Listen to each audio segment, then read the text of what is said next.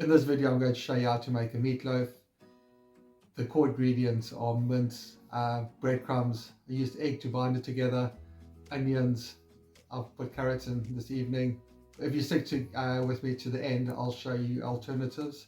You can add a few extra things. You can change the quantity according to how you please.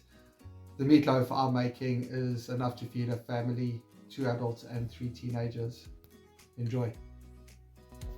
We start off by peeling and cutting an onion. On this occasion I use a red onion. You can use any type of onion that you please. You'll see that I've cubed it. Next thing, I add some vegetable oil to a frying wok. Heat up the oil and the onions. Next I add in some garlic. I decided to use garlic out of a tub. Then add in some mixed herbs, some cumin seeds and some fennel. I just like free pouring. I probably would say the equivalent of 2 pinches of each ingredient. Then I fry it together. I decided to use 3 slices of bacon in my meatloaf this evening. This is something you don't need to add if you don't have it in your fridge on this occasion. Add the bacon to the onions and let that fry. I decided to use 750 grams of ground minced beef. Empty it into a tub and I add in the bacon and onion mix. I'll take 2 handfuls of breadcrumbs. I bought it in a supermarket in a tub. It's just a lot easier doing it that way. I like adding extra things for taste. On this occasion I use Worcestershire sauce. I'll just free pour again a few swigs and a little bit less soy sauce because it's a little bit stronger. And then I take tomato puree and just squeeze in probably equivalent of 2 tablespoons full. Then I mix it all together with 1 or 2 eggs. Because I've used a little bit more mince than usual, I decided to go for 2 large eggs. You'll find that the egg is used to bind the meatloaf together. Mix it all in. Make sure your hands are clean before the time. And you can use any dish to put it in. I've got a dish probably the same size as a bread tray. Squeeze it all in. Make sure you squeeze it into all the corners. Doesn't cause any air bubbles.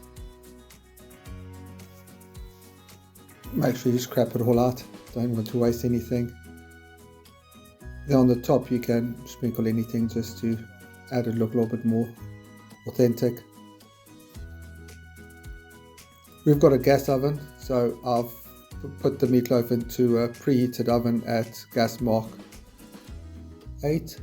I put it in there for a while, and then I say a while, probably about 15 minutes, just to brown it up a bit, and then I put tinfoil on for the rest of the time. Then I left the meatloaf in the oven for about 45 minutes.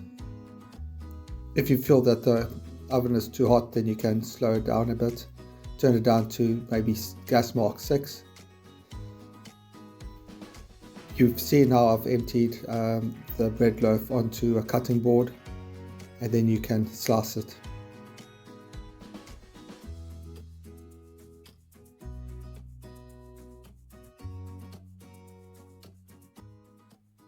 I hope you feel inspired after watching that video. A few alternatives: you can use pork instead of beef or combine them together.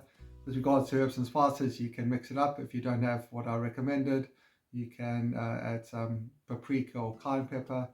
You can use some chilies, which is really nice, especially if you don't have youngsters around. Grated carrots, not too much. You can add that in when you're cooking your bacon and your onions. But if you put too much in, it won't bind as nicely. You can grate some cheese in. You can be creative, and that's the whole thing about cooking, is have some fun. I'll serve it together with rice and some vegetables on the side and some nice gravy, but you can do whatever you please. If you like my channel, please like this video and subscribe, and I'll try and give you some quality content going forward. Thank you.